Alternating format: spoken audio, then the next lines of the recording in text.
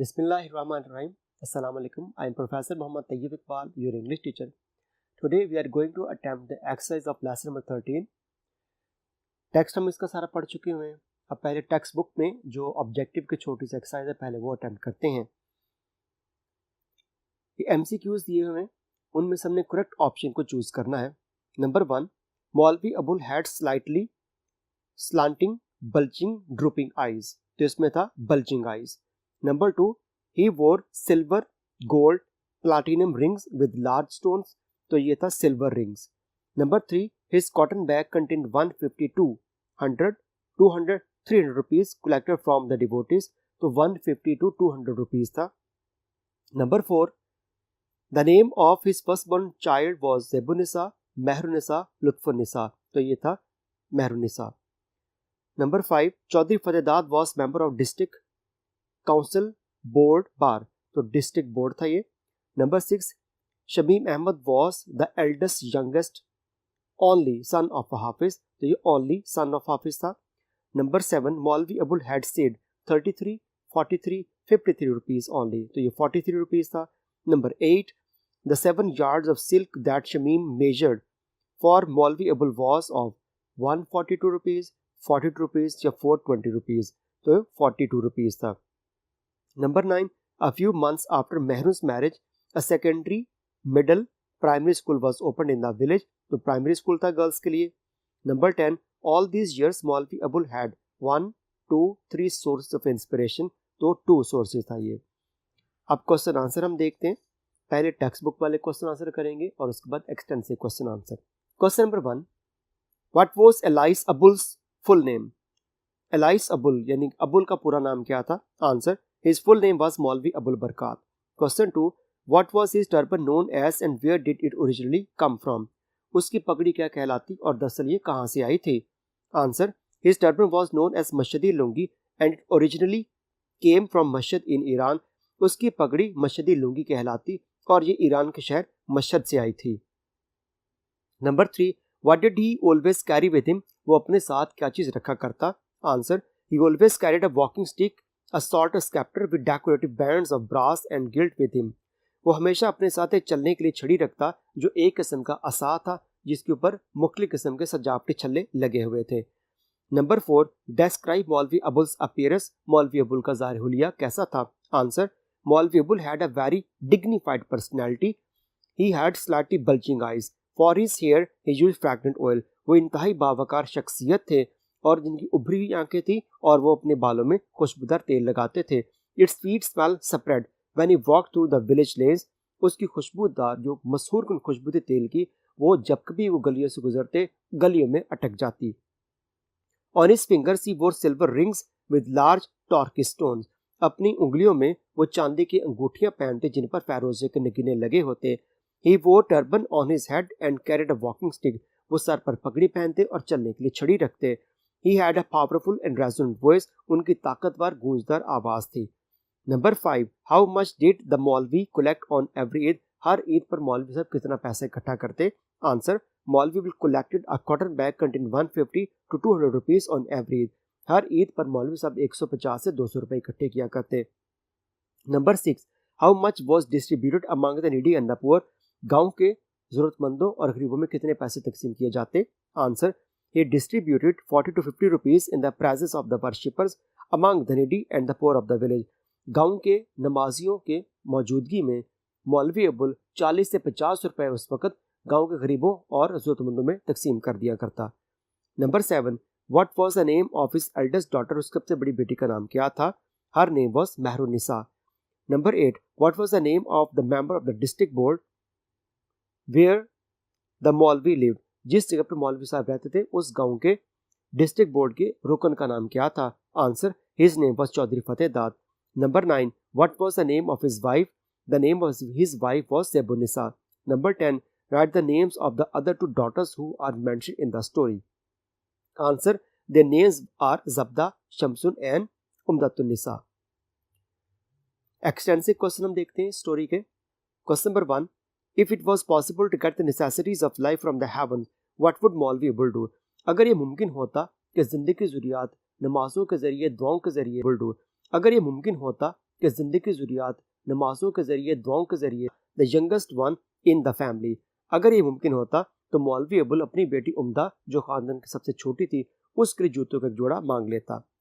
Number 2, what did Maulvi Abul वो with he vowed with Allah as his witness never to use the powdered tobacco that he loved। उसने अल्लाह ताला से ये कसम खा के वादा किया कि वो कभी भी दोबारा निस्वार नहीं खाएगा जो उसे बहुत पसंद थी। Number 3, what happened when maroon reach the age of 14। जब महरून 14 बरस की हुई तो उस वक्त क्या हुआ?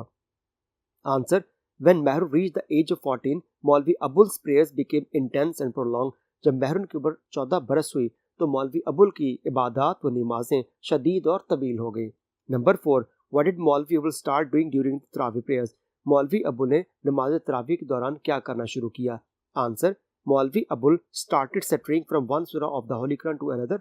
मौलवी अबुल कुरान पाक की एक सूरत से दूसरी सूरत पर भटकने लगा। Sometimes he repeated the same chapter twice in the same part of the prayer. बल्कि बाज़ औक़ात वो एक ही नमाज में एक सूरत को 2 दफ़ा पढ़ जाता। Number 5, how did Chaudhary Fatehdad help Maulvi Abul. Chaudhary फतेहदाद मौलवी अबुल की मदद कैसे किया करता था? आंसर, ही help Maulvi Abul through different ways. वो मुख्तलिफ तरीकों से उनकी मदद किया करता। He had been sending him food and clothes for years. और वो कई साल से उनको खाना और कपड़े भेज रहा था। He also arrange a suitable match for maroon. और उन्होंने महरून के लिए एक मुनासिब रिश्ता भी तलाश करके दिया। Number 6, what was Chaudhary Fatehdad regular in. Chaudhary Fatehdad किन कामों में बाकायदा थे? Answer, he had been sending मौलवी Sahib home baked bread smeared with ghee and an earthen bowl of दाल। वो काफ़ी अरसे से मौलवी साहिब को घर के पकी हुई पराठे और मिट्टी का दाल से भरा प्याला भेजते रहे थे। He was very regular in his offering। और वो अपनी इस पेशकश में बहुत ही बाकायदा थे। Number 7, what did फतेहदाद do if for some reason the evening meal was delayed। अगर किसी वजह से शाम के खाने में ताख़ीर हो जाती तो मौलवी साहिब को चौधरी साहब क्या कहते? Answer, Chaudhary Fatehdad would carry it to Maulvi Abul's house and apologize for the delay. Chaudhary Fatehdad खुद मौलवी अबुल घर पे लेके जाते और ताख़ीर पर माफ़ी मांगते। Number 8, who was responsible for providing new clothes to Maulvi Abul and when. मौलवी अबुल को नए कपड़े कौन और कब पेश किया करता था? Answer, Chaudhary Fatehdad used to present new clothes to Maulvi Abul once a year after every harvest. Chaudhary Fatehdad हर साल कटाई के बाद एक दफ़ा मौलवी अबुल को नए कपड़े पेश किया करता था। क्वेश्चन 9, व्हाट वुड मौलवी do with the extra money he received. अगर मौलवी साहब को कुछ इजाफी रकम मिलती तो उनसे क्या करता? Answer, if he receive some extra money this bonus would usually be locked up in a tin box. अगर उन्हें कुछ इजाफी रकम मिल जाती तो उन्हें वो लोहे के डिब्बे में ताले में रख लेते।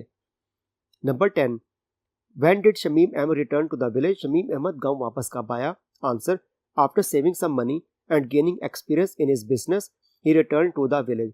कुछ पैसे बचाने और कारोबार में तजर्बा हासिल करने के बाद वो गांव लौट आया। Question 11, what did Maulvi suggest to his wife before inaugurating Shamim's shop. Shamim Ahmed की दुकान का इफ्ताह करने से पहले मौलवी अबुल ने अपनी बीवी को क्या मशवरा दिया? Answer, Maulvi suggested that they should buy a piece of cloth for Mahroon suit. Maulvi Sahab ने यह मशवरा दिया कि महरून के लिबास के लिए कुछ कपड़ा खरीद लेते हैं। His purchase in the presence of the entire village में इम्प्रेस देम। हो सकता है कि पूरे गांव की मौजूदगी में उनको यह खरीदारी काफ़ी ज़्यादा फ़ायदेमंद हो। क्वेश्चन 12, हाउ डिड मौलवी इनॉग्रेट द शॉप। मौलवी अबुल ने दुकान का इफ्ताह कैसे किया? Answer, Maulvi Abul inaugurated the shop by first reciting verse from the holy Quran in his powerful voice. Maulvi Abul ने पहले अपनी ताकतवर आवाज़ में कुरान पाक की कुछ आयत तलावत करके इफ्ताह किया।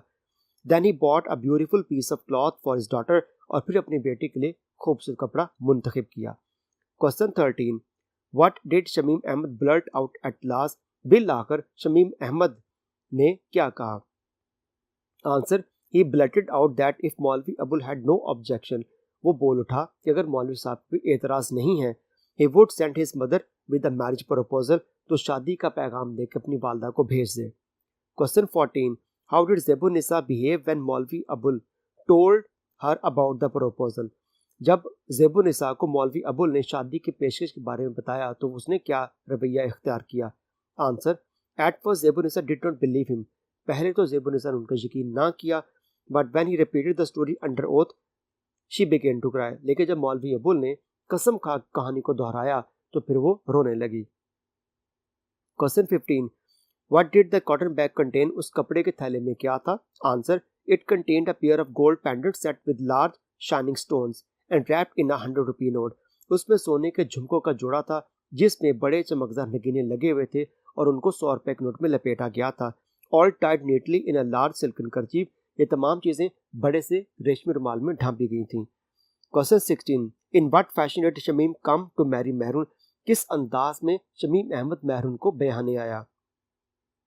Answer, he came to marry Mehrun amidst fireworks with musicians playing gay tune.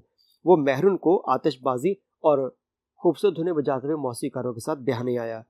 Question 17, what kind of songs were sung by the girls at Mehrun's marriage?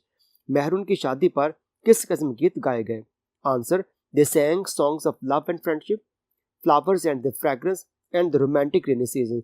उन्होंने मोहब्बत और दोस्ती के, फूलों के और उनकी खुशबू के और रोमांवी बरसात के मौसम के गीत गाए।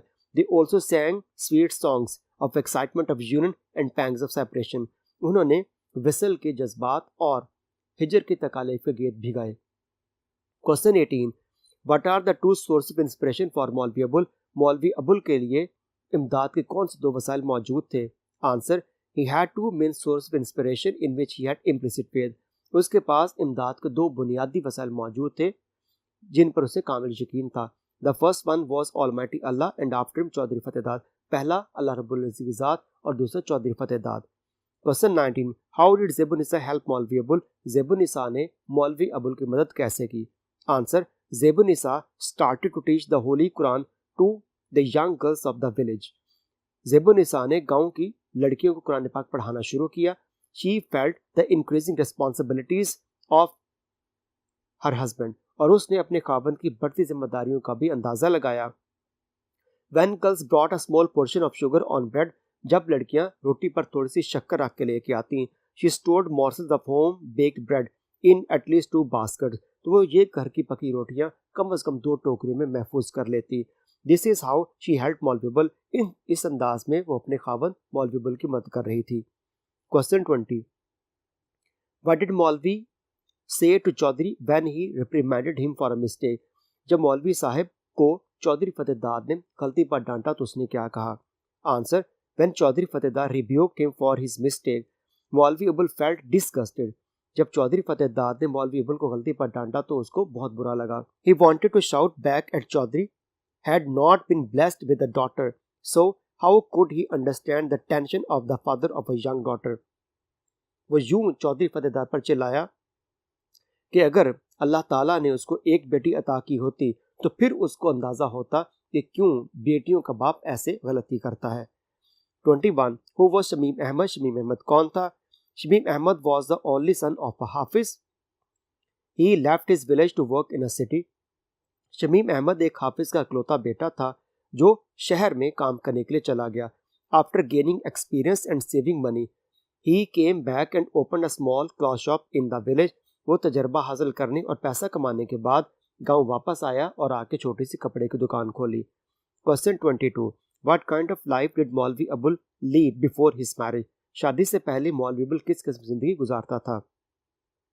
Answer, Maulvi Abul used to live in comfort even pomp before his marriage. शादी से पहले मौलवी अबुल पुर आसाइश बल्कि शाहाना जिंदगी गुजारता था। He wore a light turban with gilt tip of the cap. वो हल्की भूरे रंग की चमकदार टोपी वाली पगड़ी पहनता। He always carried a decorated stick. वो हमेशा चमकती छड़ी भी अपने पास रखता। He use fragrant oil for his hair. और अपने बालों के लिए खुशबूदार तेल इस्तेमाल करता। ही वोर silver rings with large torquey stone on his fingers. और अपनी उंगलियों में चांदी की बड़ी बड़ी नगीने वाली अंगूठियां पहनता। आज का लेसन हम यहाँ पे ख़त्म करते हैं। इसी के साथ मैं दोबारा फिर हाजिर होऊंगा। बहुत शुक्रिया। अल्लाह हाफिज़।